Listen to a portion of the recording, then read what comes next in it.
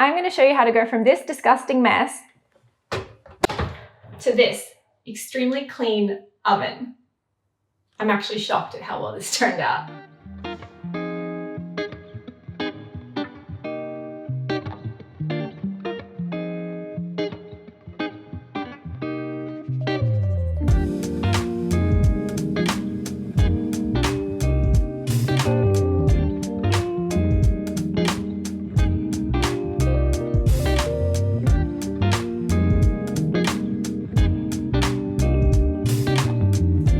Hi, my name's Sally, and today I'm going to show you how to easily clean your oven the non-toxic way with items and ingredients that you probably have in your home already and with minimum hands-on time.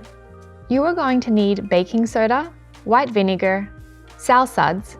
If you can't get your hands on that, then Castile soap is the next best thing, and if not that, then a non-toxic dish soap, then a spray bottle, a dish sponge, a razor blade scraper, regular cloths or towels, microfiber cloths, some gloves, and a scrubbing brush.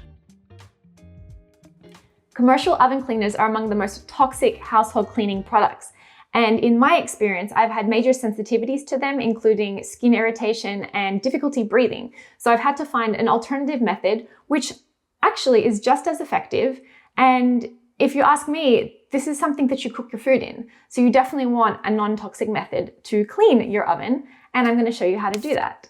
So it's been 2 years since I've cleaned this oven, and the only reason I've left it that long is because I wanted to make a really satisfying before and after for you. Okay, no, but seriously, it is time to clean this oven. I'm going to use a method that is quite easy for when an oven is not this dirty. So we're going to see how effective that is. And if it still doesn't do the job, then I'm going to show you my foolproof method, which should definitely have this sparkling again. So you are going to want to put an old towel down to protect your floor. This will also make the cleanup a little easier because this is going to get a little messy. Make a paste with baking soda and water until it's the consistency of cake icing.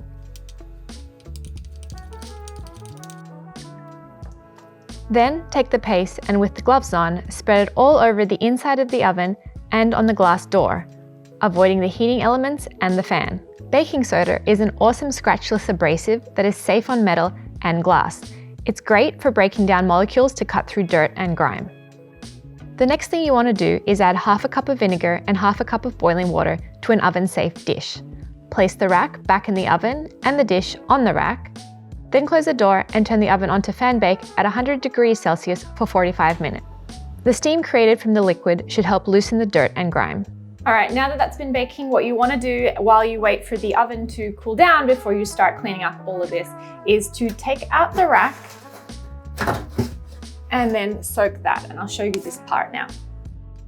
Place a towel at the bottom of your bathtub to protect it from the scratches. Then place your rack on the towel, cover it with hot water, and then 1/4 cup of sal suds or half a cup of dish soap or Castile soap. Leave this overnight so that the water and the degreasing properties from the soap can do the work for you. The longer you wait, the less hands-on time you'll have. As you can see here how easily it comes off. On this stainless steel rack, it is safe to use the abrasive side of the sponge to scrub off the grime. And then for the hard to reach corners, a scrubbing brush will do the trick. Once the rack is clean, rinse it with clean water and wipe it dry. If there are any stubborn black spots left, you can use a razor blade scraper to remove them easily, as shown. Now, back to the oven. I started by trying to scrape away the grime from the oven glass. Then I tried soaking the dish sponge in warm water and trying to scrub away the grease and grime that way. But as you can see, there was no movement here. My oven was just too far gone for method 1 to work on the glass door. But you can actually remove the glass from your oven door.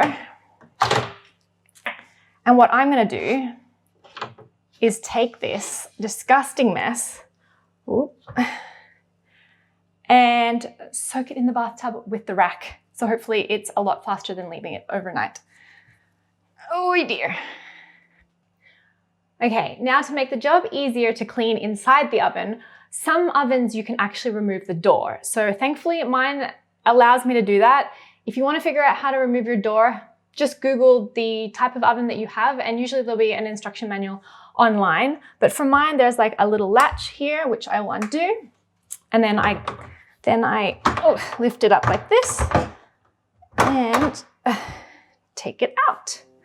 Let's see if method 1 worked on my 2 years of greasy buildup inside the oven.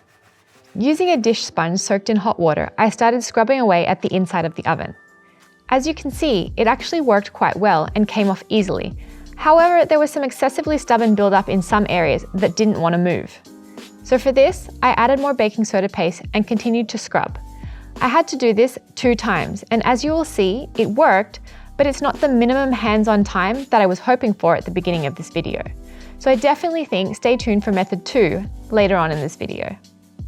Now that you are done scrubbing the inside of the oven, you can actually remove the rubber seal of the oven to easily clean the edges. For the edges, I sprayed a mixture of 1 cup vinegar, 1 cup water, and 1 tablespoon of sour suds or 2 tablespoons of dish soap or Castile soap. Spray and then wipe clean with a microfiber cloth. Then cover a butter knife with the cloth to get into the crevices as shown.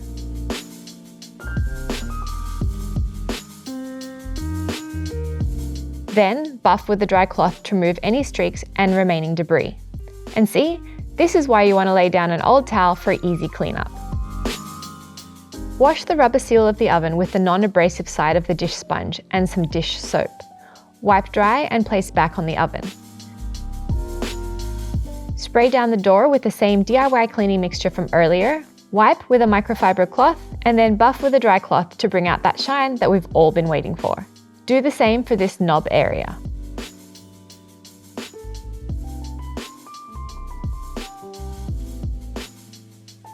There were still some water stains left on the stainless steel, so I took some paper towels, soaked them in vinegar, and then left them on there for about 10 minutes before wiping it dry with a clean cloth. Okay, now back to the oven glass. I left it soaking for 3 hours and then took it out to see if I could scrub it clean. With a little bit of baking soda and the abrasive side of the dish sponge, I started scrubbing. As you can see, it was not successful. Full transparency, I wanted to see if I could get this oven clean in just 1 day because this method worked when I tried it on my friend's oven, but this method did not work for me on the glass part of my oven. I also decided to see with a brand new clean razor blade scraper if I could get the grime off. And as you can see, that actually worked really well without scratching the glass. But you need to make sure you use a brand new sharp razor blade without any dents. Halfway through scraping, I decided to stop and test if my usual method would work for this oven glass, which happens to be method 2. So now for method 2 of how to clean your oven, which is usually my go-to method because it's, I think, the least work. Method 1 I used on a friend's oven and actually it was pretty easy. But as you could see, my oven is really disgusting and needed just a little bit more love, and it worked on the inside, but it just required a little bit more scrubbing than I would have liked. So with this method, it's kind of the same, except instead of baking and turning the oven on, you kind of just put the paste on the inside of the oven, you put the paste on the glass, you put the rack in the tub, you leave everything overnight, you come back the next day, you scrub everything away very easily and very quickly. It comes off super easy. And then you spray down the oven with some vinegar, you wipe it all clean and you're good to go. And that's probably the easiest method because it's less scrubbing time. The longer you wait, the less scrubbing you have to do. And I'm going to show you now with this glass door how much easier it is going to be to get everything off it now that I've waited 24 hours. So for method 2, as I mentioned, you want to make the same baking soda paste. Here I am applying it to the grime that was left on the oven glass.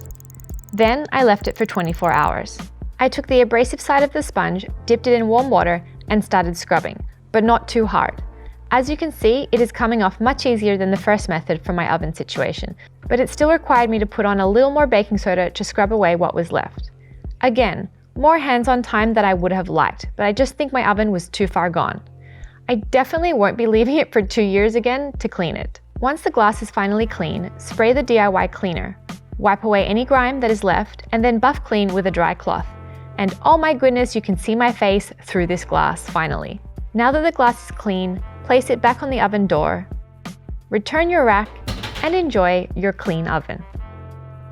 I am so embarrassed that I ever let my oven get to that state, but at least it made for a really good before and after, and now I was able to do a tutorial to show you how to clean an oven that was that disgusting. It was a little bit more effort that I would have liked, but like you can see, there's 2 methods that you can go with, and it did the job.